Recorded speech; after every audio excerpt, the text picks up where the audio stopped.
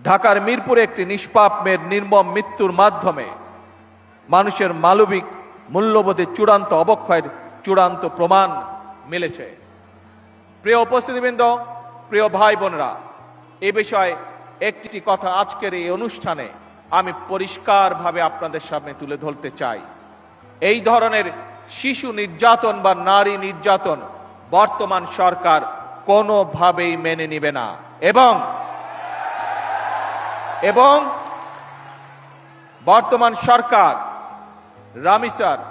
এই হত্যাকারীর সর্বোচ্চ শাস্তি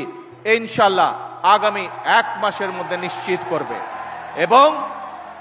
সেই সর্বোচ্চ শাস্তি হচ্ছে মৃত্যুদণ্ড, যাতে করে ভবিষ্যতে আর কোনো